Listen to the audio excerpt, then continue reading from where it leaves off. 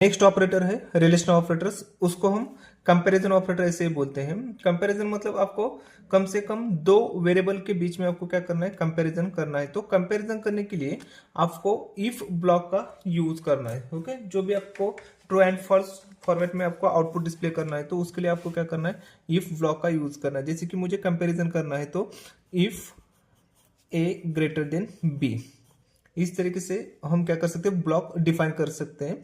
जब आपका एक कंडीशन आपका ट्रू आया तो इफ कंडीशन आपका क्या हो जाएगा, ट्रू हो जाएगा। ओके, देन ये किसके ऊपर डिपेंड रहता है, जो हम ऑपरेटर्स यूज करते हैं। ये जो ऑपरेटर्स है आपका, जो कंपैरिजन ऑपरेटर्स है उसमें ग्रेटर देन होगा, ग्रेटर देन और इक्वल टू होगा, लेस देन होगा, less than equal to, equal equal, then not equal. ये जो ऑपरेटर्स है उसके ऊपर डिपेंड रहता है कि आपकी कंडीशन ट्रू हुई या फॉल्स है। ओके, तो हम देखते हैं कि कौन से ऑपरेटर्स हैं।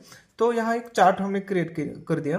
तो चार्ट में फर्स्ट ऑपरेटर है आपका greater than operator, A greater than B, then greater than और equal to, A greater than equal to B. Example में हमने डिफाइन कर दिया less than, A less than B, less than और equal to, A less than और equal to B, is equal to, उसको हम equal to ऐसे बोलते हैं।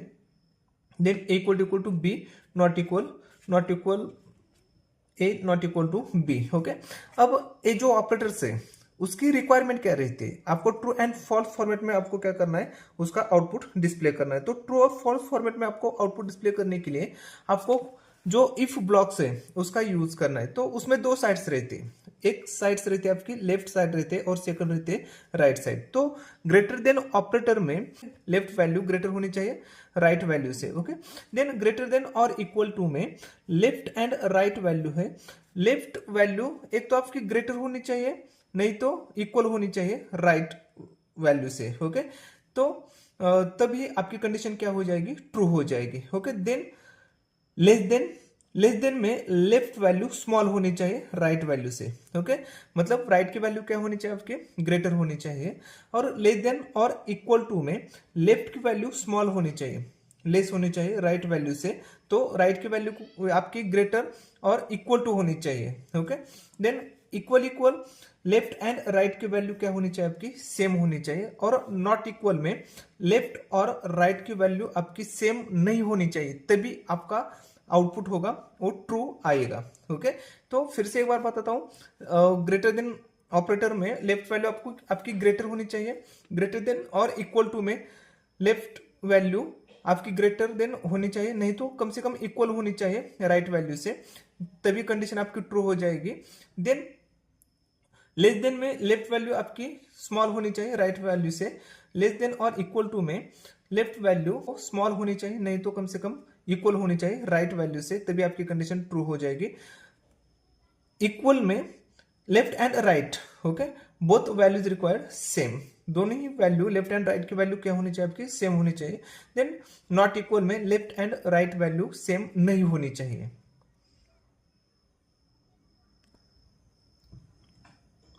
देन हम देखते हैं रिलेशन ऑपरेटर्स के लिए, कंपैरिजन ऑपरेटर्स के लिए एक प्रोग्राम हम देखते हैं।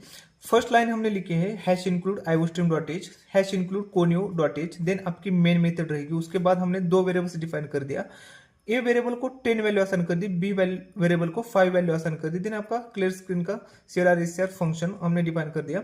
देन इफ मैंने ऑलरेडी बताया था आपको कि कंपैरिजन ऑपरेटर्स को आपको इंप्लीमेंट करना है, तो उसके लिए आपको कंडीशनल ब्लॉक्स का यूज करना है। जैसे कि इफ होगा, इफ एल्स होगा, ये जो ऑपरेटर्स है, ये जो ब्लॉक्स है, आपको जो ऑपरेटर्स है आपके रिलेशनल ऑपरेटर्स है उसको इंप्लीमेंट करने के लिए आपको कंपलसरी यूज करना है। ओके, नहीं तो आप प्रिंट स्टेटमेंट में भी greater than equal to, less than equal to, ये जो ऑपरेटर्स है ये भी इंप्लीमेंट कर सकते हैं आपके प्रिंट स्टेटमेंट में भी। तो फर्स्ट वाला आपका जो ऑपरेटर है आपका ग्रेटर देन ऑपरेटर है। ओके, उसकी रिक्वायरमेंट मैंने क्या बताया था कि लेफ्ट की वैल्यू आपको क्या चाहिए, ग्रेटर चाहिए, और राइट की वैल्यू क्या होनी चाहिए आपकी, स्मॉल होनी चाहिए, तभी आपका जो ये आउटपुट है, जो आपकी इफ कंडीशन है वो ट्रू हो जाएगी। तो ए की वैल्यू कितने आपकी 10 है और बी की वैल्यू कितने आपकी 5 है। ये जो कंडीशन है ना वो ट्रू होती है। ओके, ट्रू होता है मतलब लेफ्ट की वैल्यू, ये जो लेफ्ट की वैल्यू वो ग्रेटर है ना, तो ग्रेटर है तो आपकी ये जो कंडीशन है आपकी ट्रू हो जाएगी। ट्रू होने के बाद आपका इफ स्टेटमेंट क्या हो जाएगा, जो इफ ब्लॉक है वो ट्रू हो जाएगा। ट्रू होने के बाद आपका ये वाला फर्स्ट वाला ब्लॉक जो है वो आपका एग्जीक्यूट हो जाएगा। ओके, मतलब उसमें हमने एक ही ब्लॉक डिफाइन कर दिया, एल्स ब्लॉक का यूज नहीं किया, तो कंडीशन ट्रू होगी तो आपका ए वाला ब्लॉक क्या हो जाएगा, एग्जीक्यूट हो जाएगा। A is greater than B, आपका आउटपुट डिस्प्ले हो जाएगा। देन न्यू लाइन में जाएगा। देन जो आपका नेक्स्ट ऑपरेटर है ए ग्रेटर देन और इक्वल टू बी, उसकी रिक्वायरमेंट क्या रहता है कि लेफ्ट की वैल्यू ग्रेटर होनी चाहिए, नहीं तो कम से कम इक्वल होनी चाहिए राइट वैल्यू से। ओके, ए की वैल्यू कितनी आपकी 10 है और ग्रेटर देन और इक्वल टू बी की वैल्यू कितनी आपकी 5। ओके, आपकी वैल्यू ग्रेटर है इसलिए कंडीशन पहले ट्रू हो चुकी है, लेकिन कंसिडर करो कि बी की वैल्यू आपकी 10 होगी, तो इस सिचुएशन में ग्रेटर नहीं है वैल्यू लेकिन इक्वल है, मतलब ग्रेटर देन और इक्वल टू है ना, तो ये कंडीशन क्या हो जाएगी आपकी ट्रू हो जाएगी। ओके, इस सिचुएशन में आपकी कंडीशन फॉल्स नहीं होगी, तो ग्रेटर देन और इक्वल टू हो जाएगी। लेकिन किसकी वैल्यू ग्रेटर देन और इक्वल टू दिखाएगा वो, कि ए की वैल्यू क्या करेगा, तो जो लेफ्ट साइड में उसका फेस है उसकी साइड की वैल्यू क्या करेगा, वो ग्रेटर देन और इक्वल टू दिखाएगा। तब आपकी कंडीशन क्या हो जाएगी, ट्रू हो जाएगी। एक कंडीशन ट्रू होने के बाद वाला ब्लॉक है ए ब्लॉक क्या हो जाएगा, एग्जीक्यूट हो जाएगा। ए इज ग्रेटर देन और इक्वल टू बी, ये आपका आउटपुट क्या हो जाएगा, यहाँ डिस्प्ले हो जाएगा। हमें आपका नेक्स्ट ब्लॉक है बी लेस देन ए। ओके, अब उसमें बी लेस देन ए में बी की वैल्यू आपको क्या होनी चाहिए, स्मॉल चाहिए राइट वैल्यू से। ओके, बी की वैल्यू कितनी आपकी 5 है और लेस देन ए की वैल्यू कितनी आपकी 10 है। ये कंडीशन ट्रू है या फॉल्स है, ये कंडीशन ट्रू है क्योंकि राइट वैल्यू आपको क्या होनी चाहिए, ग्रेटर होने चाहिए और लेफ्ट की वैल्यू क्या होनी चाहिए आपकी स्मॉल होनी चाहिए। तो कंडीशन आपकी क्या हो रही है, ट्रू हो रही है। ट्रू होने के बाद बी इज लेस देन ए, आपका आउटपुट क्या हो जाएगा, डिस्प्ले हो जाएगा। देन बाद में नेक्स्ट ऑपरेटर है लेस देन और इक्वल टू। ओके, उसमें लेफ्ट वैल्यू आपकी स्मॉल होनी चाहिए, नहीं तो इक्वल होनी चाहिए राइट वैल्यू से। ओके, तो बी की वैल्यू आपके पास कितनी है, 5 है, लेस देन और इक्वल टू ए की वैल्यू कितनी है आपकी 10 है, तो उसमें ऑलरेडी स्मॉल है, तो कंडीशन आपकी ट्रू हो जाएगी। लेकिन ए सिचुएशन आपने कंसिडर कर दी, मतलब ए की वैल्यू 10 कंसिडर कर दी और बी की वैल्यू 10 कंसिडर कर दी, तो 10 कंसिडर होगी, तो इसी सिचुएशन में भी कंडीशन आपकी क्या हो जाएगी, ट्रू हो जाएगी।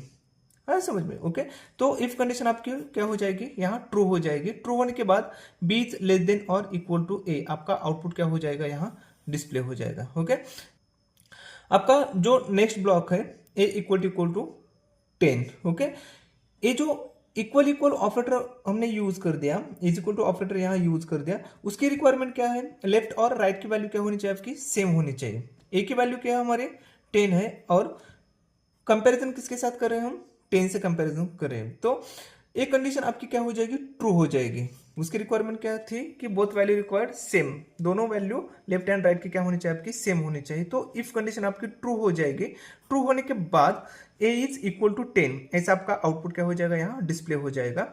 Then a not equal to b, इस ऑपरेटर की रिक्वायरमेंट क्या है कि लेफ्ट एंड राइट दोनों की जो वैल्यू है लेफ्ट एंड राइट की वो इक्वल नहीं होनी चाहिए, तभी आपकी कंडीशन क्या हो जाएगी, ट्रू हो जाएगी। तो ए की वैल्यू कितनी आपकी 10 है और बी की वैल्यू कितनी आपकी 5 है, दोनों इक्वल नहीं है। इक्वल नहीं है तो कंडीशन आपकी क्या हो जाएगी, ट्रू हो जाएगी। कंडीशन ट्रू होने के बाद ये इफ ब्लॉक भी आपका क्या हो जाएगा, ट्रू हो जाएगा। देन ये आपका आउटपुट डिस्प्ले हो जाएगा, A is not equal to B, output आपका यहाँ डिस्प्ले हो जाएगा। बाद में गेट ch यूज करके आपका प्रोग्राम क्या हो जाएगा, यहाँ एग्जीक्यूट होकर आउटपुट आपका डिस्प्ले हो जाएगा। तो उस तरीके से आपको क्या करना है, कंपैरिजन ऑपरेटर्स का यूज करना है।